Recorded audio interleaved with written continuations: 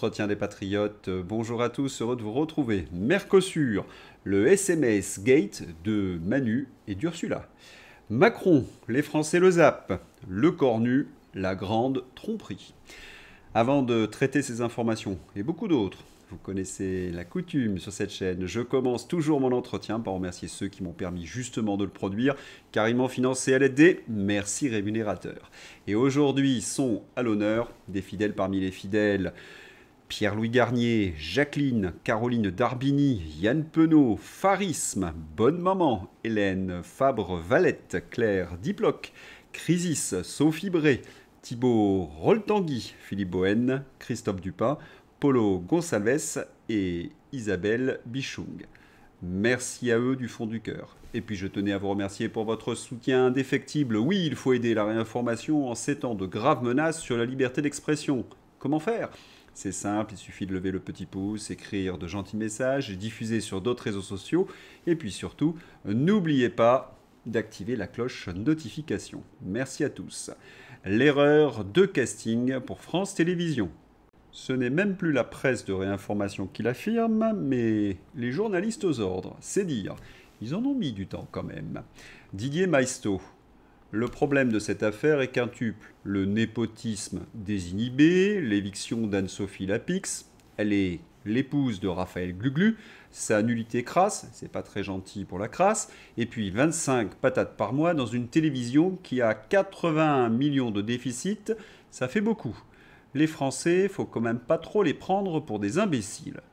Et comme vient de le rappeler si justement Didier Maisto, le rapport de la Cour des comptes plus le flop de Léa Salamé, cela commence à faire beaucoup. Oui, le service public prend l'eau, vivement que la cruche Salamé se casse. Alerte, Charles Consigny dévoile comment France TV dilapide vos impôts sans aucune peine. Les frais de réception se sont élevés à 46 millions d'euros en 2024, ce qui fait 126 000 euros par jour. Il faut en faire des cocktails. France TV, rendez l'argent.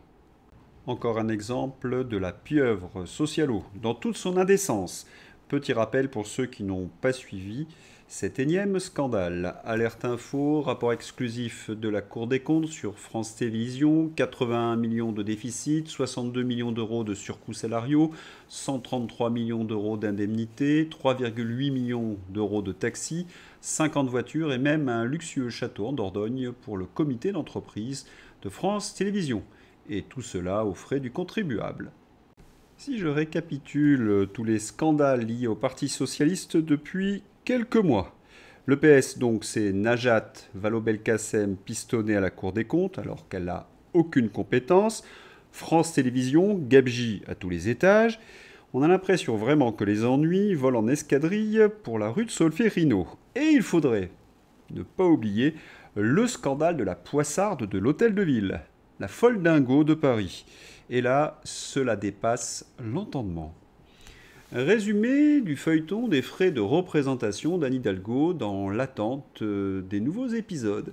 Attendez là, les médias passent à côté du sujet qui n'est pas l'achat de vêtements de prix pour grandes occasions, ce qu'on appelle les frais de représentation parce que c'est légal, mais d'une multitude d'habits ordinaires, jeans, etc. Avec le soupçon que beaucoup, taille 36, ne lui était pas destiné, ce qui relèverait du pénal. Vous avez bien compris, elle utiliserait ses frais de représentation pour habiller sa famille, voire ses amants, que sais-je. Est-on étonné ? Mais quand est-ce qu'elle avait le temps de faire tout ce shopping, la coquette Hidalgo ? Eh bien, pendant les séances du conseil municipal. Alors que Rachida Dati dénonçait l'absentéisme record d'Anne Hidalgo au Conseil de Paris, ces notes de frais nous révèlent que la maire de Paris séchait ses conseils municipaux pour faire du shopping aux frais des Parisiens. Sa démission s'impose. Mais ce n'est pas tout. Il y a pire, évidemment. Transparence Citoyen révèle à TBT9 qu'aucun des 79 déplacements d'Anne Hidalgo n'a été autorisé par le Conseil municipal de Paris et sont donc illégaux. Le tribunal peut exiger un remboursement intégral des frais. L'association donc Transparence Citoyenne affiche dans les rues de Paris l'ensemble des dépenses publiques d'Anne Hidalgo. Transparence citoyenne et Mediapart ont révélé l'explosion des notes de frais indécentes de la mairie de Paris. 84 200 € en vêtements et accessoires, 6 320 € pour 2 robes Dior, 3 067 € pour un manteau Burberry, 1 120 € pour une blouse Dior, 1 087 € pour une veste Burberry, achats divers au BHV Marais, Repetto, Apostrophe, Éric Bompard, Gérard Darel, etc. etc. 125 000 € en frais de déplacement juillet 2020 à décembre 2023. Pour rappel, Anne Foldingo cachait ses notes de frais. Il a fallu une décision de justice pour obtenir les factures. Et que fait un socialo lorsqu'il est pris en flagrant délit? Un indice, c'est une mafia. Donc des méthodes mafieuses. Guillaume Leroy, de l'association Transparence citoyenne, association à l'origine des révélations sur les notes de frais d'Anne Hidalgo, annonce ce soir avoir reçu une amende de 210 000 € pour affichage illégal. Il avait affiché 140 affiches dans Paris révélant le scandale sur les notes de frais d'Anne Hidalgo. La mairie lui a adressé une amende de 1 500 € par affiche, soit 210 000 €. Voilà comment se venge un socialiste. Remarquez que c'est une loi socialiste. Ils nous font toujours payer leur saleté. Et puis Anne Hidalgo, quelle menteuse. Quand on disait, fin 2023, à la Foldingo, que la dette de Paris atteindrait 8 milliards d'euros fin 2025, elle disait que c'était faux, une fake news. Elle avait raison. La dette a atteint 8,6 milliards dès fin 2024. Et c'est la Cour des comptes régionale qui l'écrit. Un rapport de la Cour régionale des comptes affirme que des mesures de redressement seront nécessaires pour remettre à flot l'hôtel de ville. Tenez, un petit souvenir, quand les bobos ont réélu cette chose à l'hôtel de ville, je me suis dit, mais ils sont complètement timbrés, ils vont payer très cher, dans tous les sens du terme, leur idéologie. Eh bien, c'est fait. Un socialiste, c'est quelqu'un qui veut faire du bien avec l'argent des autres sans oublier de se servir grassement au passage.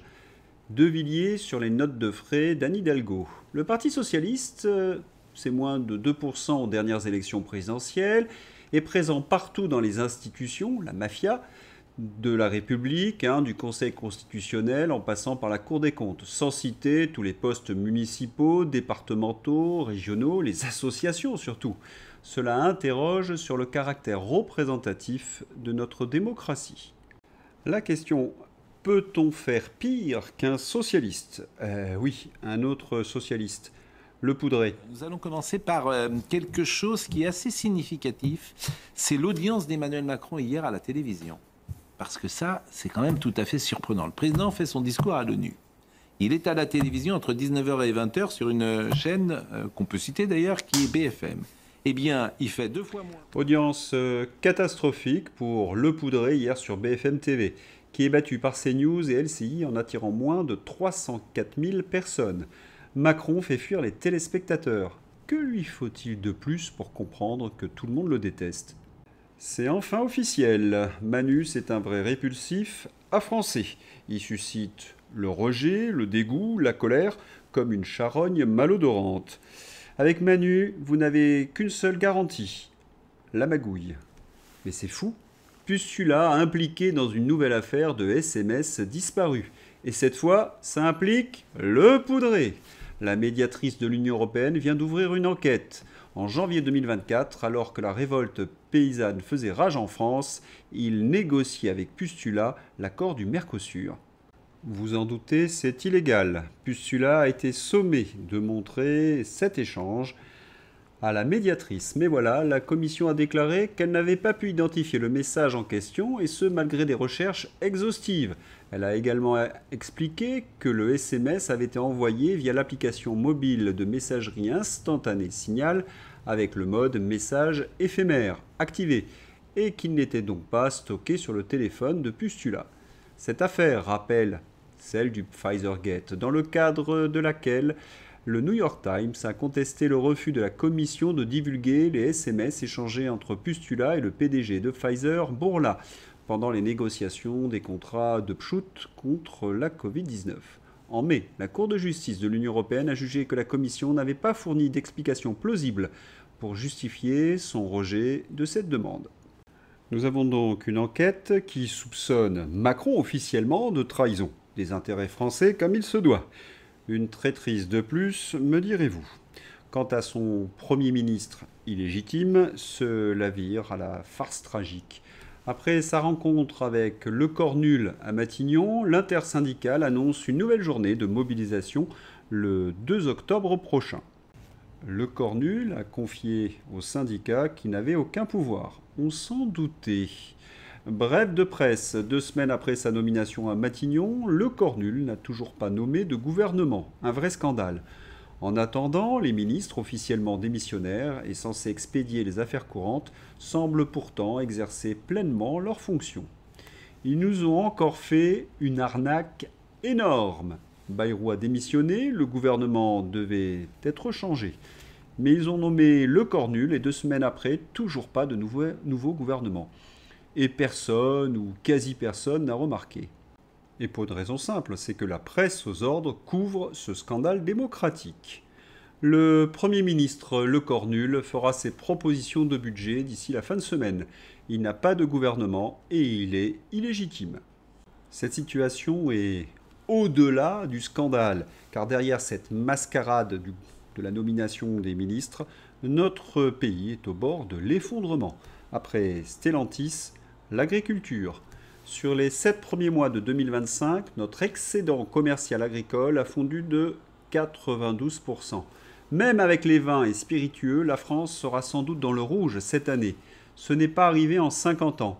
Vertigineuse destruction de notre prospérité. C'est la conséquence des politiques européistes. La loi du plomb, l'abattage des troupeaux et la concurrence déloyale. Il faut absolument réagir et sortir l'agriculture française des traités de libre-échange, la coordination rurale. C'est le moment de faire acter l'exception agriculturelle, comme en 1993, lors des négociations de l'Uruguay Round, dans le cadre des accords du GATT, la France avait refusé d'inclure les services de l'audiovisuel dans les accords de libre-échange. Elle avait imposé une clause d'exception culturelle, affirmant que la culture devait être exclue des règlements commerciaux classiques, avec une loi aboutie, votée le 1er février 1994. On attend ce courage politique. Merci. C'est le moment de faire acter l'exception agriculturelle, affirme Véronique Le Floch, la présidente de la coordination rurale. Elle attend ce courage des politiques. Au milieu de ce bordel, la coordination rurale exige la sortie immédiate de l'agriculture française de l'Organisation mondiale du commerce. Et après, bien évidemment, le Frexit. Cette grosse commission, de toute façon, il n'y a pas un jour sans qu'elle nous sorte un traité, une norme contre le monde agricole. Oui, merci. Nous savions que l'agriculture n'était plus une priorité pour la Commission européenne. Avec ce dossier ukrainien, nous découvrons, mais nous le savions déjà, que la Commission européenne veut détruire l'agriculture française et européenne. Quand j'entends parler d'accords équilibrés, d'accords satisfaisants, mais madame, il faut aller le dire à nos agriculteurs, ça. Il faut aller le dire à nos éleveurs, parce que, je le dis clairement, on se moque du monde. Alors vous avez cité certains chiffres, mais vous en avez évité d'autres. Je reviens sur la filière sucre. L'Ukraine exportait 20 000 tonnes de sucre avant la guerre. Avec votre contrat d'association, ce sera 100 000 tonnes par an. Et il faut ajouter à cela le funeste traité du Mercosur, où on aura des importations de 180 000 tonnes de sucre. On est en train de détruire la filière sucre en France et en Europe. Et je rencontrais récemment des producteurs de betteraves dans le nord de la France qui me disaient qu'ils allaient arrêter la betterave parce qu'ils ne pouvaient pas tenir. Vous n'avez pas parlé de la volaille. 90 000 tonnes avant la guerre, 120 000 tonnes avec le contrat d'association. Là aussi, on est en train de détruire toute une filière. Et alors on nous dit qu'il faut soutenir l'Ukraine, qu'il faut soutenir ces paysans. Mais dans la réalité, qui soutenez-vous avec cet accord? Les oligarques. Je rappelle que 80% de la production de volaille appartient à un milliardaire qui vit à Malte, dont la société est cotée à la bourse de Londres, et c'est lui que vous allez enrichir et qui va nous vendre, et qui nous vend déjà du poulet de qualité extrêmement critiquable. Je rappellerai que certains chiffres, le salaire minimum en Ukraine est de 165 €. Il y a des exploitations de 500 000 hectares. Et vous voulez nous mettre en concurrence avec ces gens-là. C'est criminel. Vous n'écoutez pas nos agriculteurs, vous n'écoutez pas l'opinion publique et vous osez, devant cette commission agricole, car nous, députés, nous représentons nos agriculteurs, nous dire que c'est un accord satisfaisant et équilibré, c'est scandaleux. C'est scandaleux. La Commission européenne ose qualifier l'accord commercial avec l'Ukraine d'équilibré et satisfaisant. Avec des salaires à 165 € et des exploitations géantes, les importations ukrainiennes de très basse qualité vont ruiner notre agriculture. C'est une trahison criminelle. L'intervention est excellente, le diagnostic est très juste, il n'y a rien à redire. Mais il y a comme un détail qui me chiffonne. Si l'Union européenne prend des décisions criminelles contre notre monde agricole, que fait-on encore dans ce machin ? Il me semble qu'il faut sortir, monsieur le député, du Rassemblement national. Dans nos campagnes, l'argent n'est pas distribué vers le monde agricole. La coordination rurale du Tarn-et-Garonne a manifesté hier devant le conseil départemental. 0,3% du budget de la Chambre d'agriculture va réellement aux agriculteurs. Où est le bon sens paysan ? C'est d'ailleurs la grande question. Où va l'argent ? Avec le Parti Socialiste, Hidalgo, France Télé et compagnie, on a des éléments de réponse. Alexandre Jardin. Injustice dingue. Le saviez-vous ? La somme que l'État donne aux communes par citoyen s'appelle la DGF. Eh bien, l'État verse pour un rural 50% de ce qu'il donne par citadin. Tout pour les bobos. En France, un rural vaut la moitié d'un urbain. Le rural est un sous-citoyen pour notre technocratie. Et c'est comme ça, malgré les cris anciens des associations des maires. Décence aucune. On continue le mépris ? Les gueux ne sont pas d'accord pour le maintien de ce scandale permanent. Et vous, le citoyen vaut un citoyen. L'égalité entre les ruraux et les urbains mériterait de figurer dans un programme politique. Autre effondrement programmé. L'éolien. Éolienne, la déroute se confirme. L'éolien sur terre, en mer, dans la tourmente. Une filière bientôt à l'arrêt. Explication.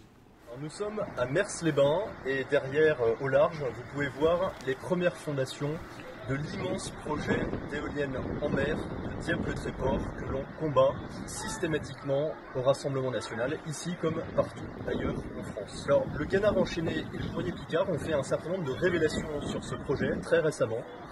Premièrement, la société qui l'exploite, Ocean Wind, qui est une société espagnole avec des capitaux chinois, est en très grande difficulté financière. Deuxième révélation, c'est qu'il y a des problèmes de pollution. Je cite le Canard enchaîné, il y a eu une dizaine de fuites d'huile depuis un an. Donc ça, c'est des pollutions qui sont reconnues. Troisième problème, vous avez un tiers des pales, des futures pales qui seront installées derrière moi, qui proviennent de Chine, avec tous les problèmes de sécurité et les problèmes écologiques que ça peut représenter en faisant venir des balles de l'autre bout du monde, et en particulier de la Chine. Enfin, dernier problème, ce sont des problèmes de droit du travail.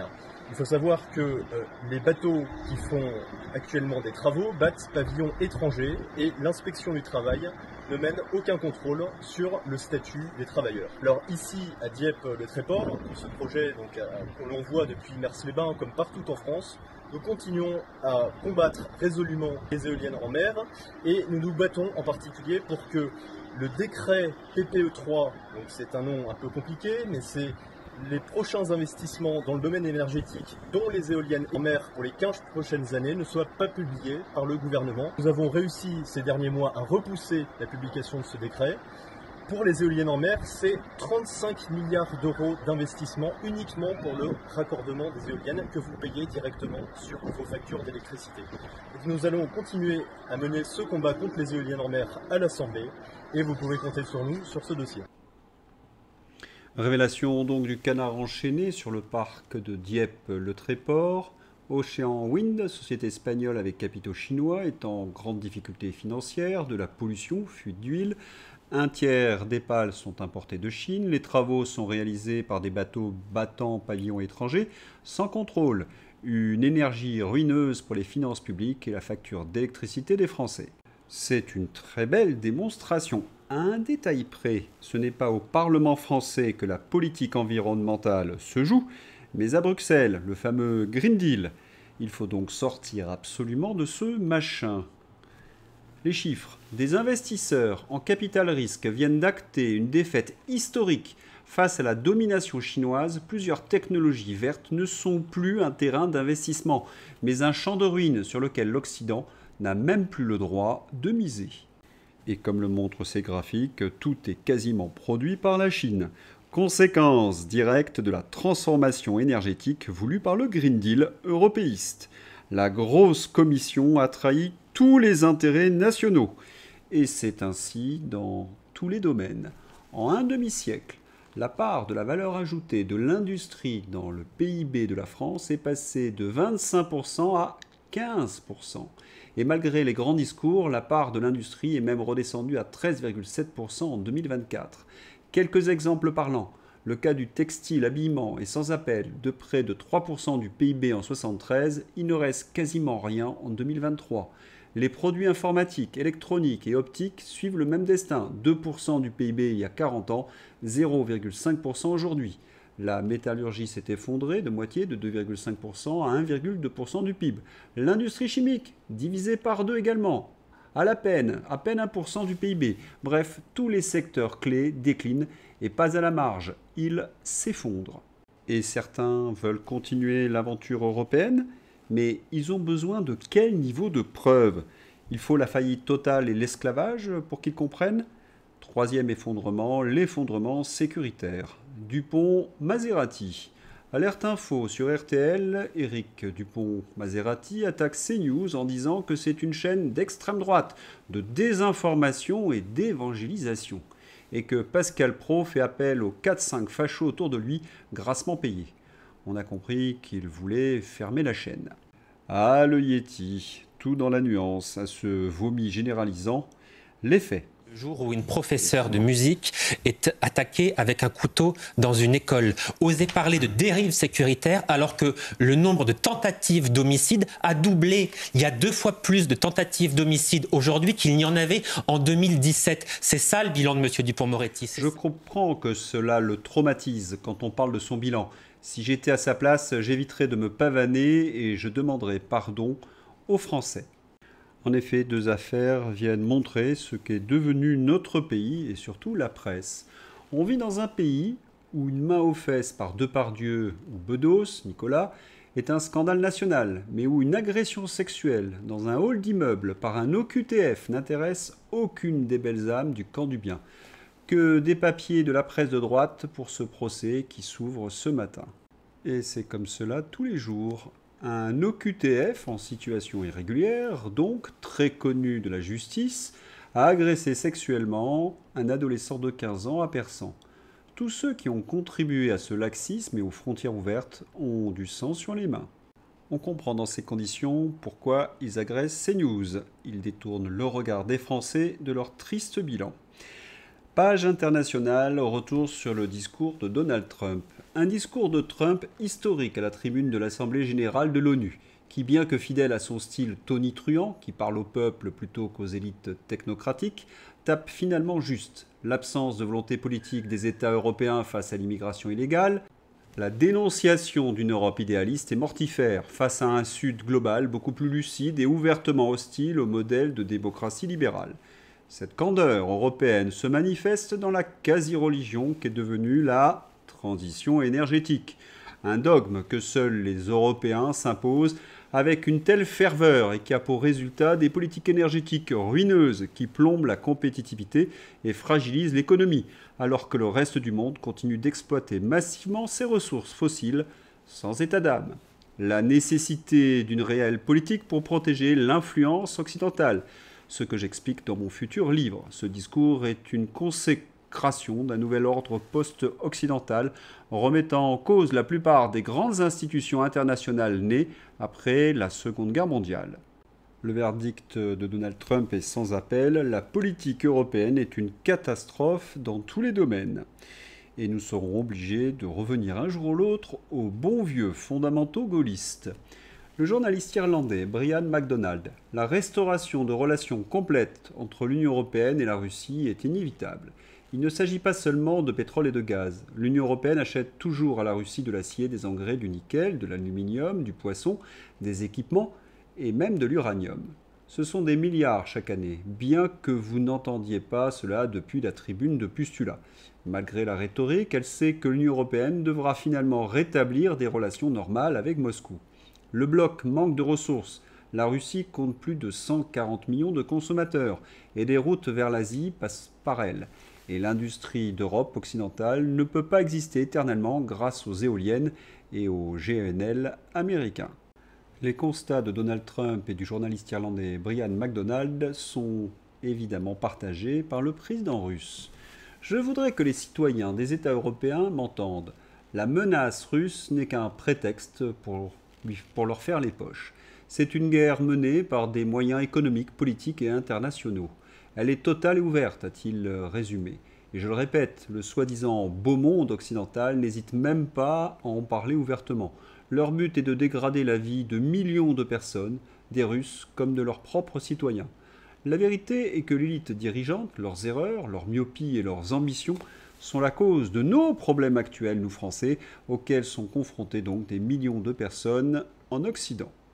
C'est une évidence, les européistes bafouent les intérêts fondamentaux des Français. Le président russe a ajouté. Il salue en effet la résistance française du XXIe siècle. Il y a toujours eu en France des gens qui partageaient les valeurs russes. Ces gens existent encore aujourd'hui. En France, il y a toujours eu des collabos. Et puis des gens courageux qui ont dit non à expliquer en substance le dirigeant russe. Dans la même France que celle de la résistance, il y a eu le maréchal Pétain qui a accepté le fait que sa patrie soit vaincue et qui en pratique a collaboré avec l'Allemagne que nous connaissons. En France, nombreux sont ceux qui partagent notre position. Certains restent silencieux, rares sont ceux qui osent exprimer leur opinion. Et de citer le fameux groupe de chasse Normandie-Niemen des forces françaises libres, créé en 1942 et engagé en Union soviétique sur le front de l'État. Cela sonne comme une évidence. Comment peut-on soutenir un pays qui célèbre les valeurs bandéristes ? Avec Macron, remarquez, tout est possible, comme prêter les avions de notre République à Zelensky. Avec nos impôts, Zelensky arrive au Japon en avion de la République française. Tout frais payé, à diffuser partout. BFM explique que ce voyage a été préparé lors de sa visite à Paris, justifiant l'usage de sa tournée internationale. Et puis, si vous avez vu ma vidéo d'hier, Macron ne s'affiche plus à l'ONU qu'avec de drôles de personnages, un bandériste et un fanatique. C'est peut-être cela la coalition des volontaires. Il n'y a plus que les despotes pour serrer la main aux poudrés. Oui, ils ont l'air de s'entendre comme larrons en foire. L'Ukraine et la Syrie ont signé aujourd'hui un communiqué conjoint sur le rétablissement de leurs relations diplomatiques. Zelensky, nous saluons cette étape importante et sommes prêts à soutenir le peuple syrien sur la voie de la stabilité. Des centaines de milliers d'armes de guerre financées par l'Union européenne ont tout simplement disparu en Ukraine pour être revendues aux différentes mafias et aux crimes organisés selon la Guardia Civile espagnole. On ne peut pas mieux résumer la position du président Emmanuel Macron. Et puis ceci, Bercy autorise le rachat d'UPMEM par l'américain Qualcomm. L'entreprise grenobloise développait une puce qui accélère 20 fois les applications Big Data. Les macronards vendent la France à la découpe. Et ensuite, ils se glorifient d'avoir attiré les investissements en France alors qu'il ne s'agit que de la prédation. C'est en quelque sorte la définition de la Macronie. Se vanter de ses échecs ou de ses traîtrises. Santé, le professeur Raoult. Invité hier par Idrissa Berkane, Didier Raoult, accompagné de son avocat, ne mâche pas ses mots. On doit faire un procès du Big Pharma, une charge directe contre la corruption qui gangrène le domaine médical. Ce ne serait que justice. Et c'est dans ce contexte qu'arrive la controverse sur le Tylenol. Trump fait le lien entre paracétamol, Tylenol, et autisme malgré les critiques des médecins. Le président américain veut changer les recommandations officielles afin de déconseiller aux femmes de prendre du paracétamol pendant le premier trimestre de la grossesse. Il pousse également un médicament contre l'autisme qui n'a pas encore fait ses preuves dans des études à grande échelle. Plus besoin de vous faire un dessin, la presse aux ordres vous désinforme et hurle au complotisme, à la fake news. La réaction des woke américaines. Aux USA, des femmes enceintes sont en train de se filmer consommant du paracétamol pour affirmer leur opposition à Donald Trump. La folie. Le wokisme rend bête et criminel. Pourtant, dès 2013, il y avait des mises en garde pour les femmes enceintes dans la consommation de paracétamol. Reuters, 2013, donc le Tylenol, pendant la grossesse, pourrait affecter le développement de l'embryon. Et lorsqu'on cherche dans la littérature médicale, on trouve de nombreuses études observationnelles qui suggèrent un lien entre une utilisation prolongée ou à forte dose d'acétaminophène, Tylenol, paracétamol pendant la grossesse et un risque accru de troubles comme le trouble du déficit de l'attention avec hyperactivité ou des troubles du spectre autistique chez l'enfant. Bien sûr, cela mériterait d'être approfondi. Allez, c'est le coin des patriotes avec Philippe de Villiers. Ça y est, 2 millions de signatures. La pétition sur l'immigration, c'est la bombe de Villiers. Et Philippe de Villiers, c'est le roi Arthur, celui qui va arriver à rassembler tous les clans. Comment sauver la France? Retrouvez ma nouvelle vidéo YouTube avec Philippe de Villiers. Une certitude, tous les patriotes souverainistes veulent le rassemblement. Allez, c'est l'heure d'ouvrir la page Fantasy avec une pancarte pour Anne Hidalgo. Les gueux veulent aussi une épilation japonaise. Très juste, tiens, puisqu'on parle d'Anne Hidalgo, son adjoint. Je veux mieux utiliser les quelques 33 millions de mètres carrés de toits de Paris. Nous pourrons créer un grand réseau de toits partagés, associatifs et culturels pour défendre le droit au ciel.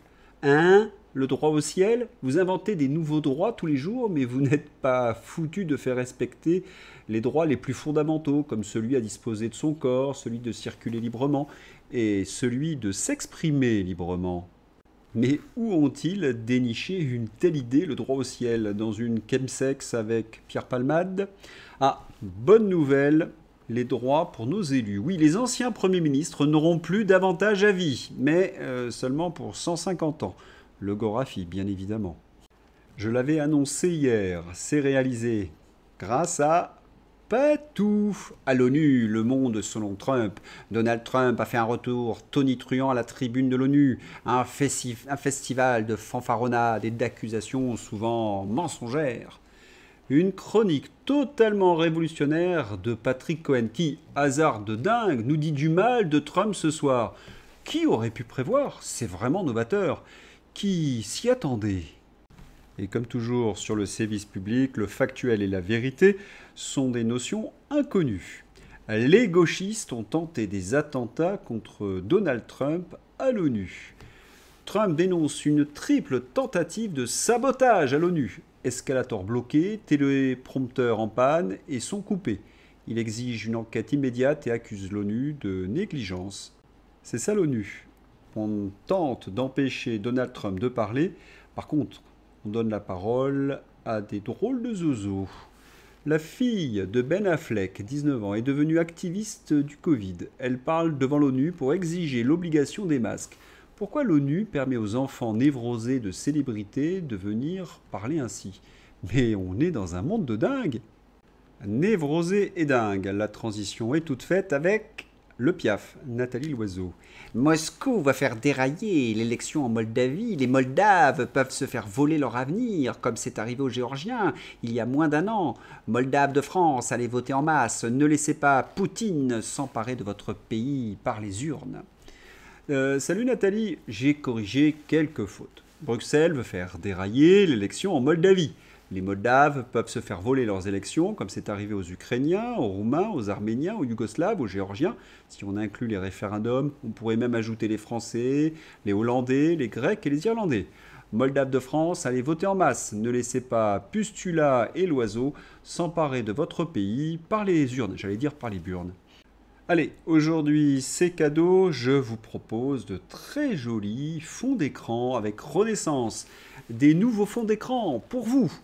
Mais qui sur cette terre va mettre Gabriel Attal ou Valérie Hayé en fond d'écran? Mais bon sang, purée! Oui, il faut être un peu masochiste. Connaissez-vous Béatrice Frozen? J'ai froid. Alors, je tiens à signaler que Béatrice Frozen est une complotiste. En période de réchauffement climatique, on ne peut pas avoir froid. Le service public se distingue une fois de plus. Les voix de CNews s'unissent pour lancer un message fort. Découvrez leur single. C'est une parodie signée par le service public de C'est à vous. C'est consternant. Après le rapport catastrophique de la Cour des comptes sur leur gestion de l'argent public, ils se sont vraiment dit que ça allait faire rire les Français. Comme disent les jeunes, une séquence malaisante.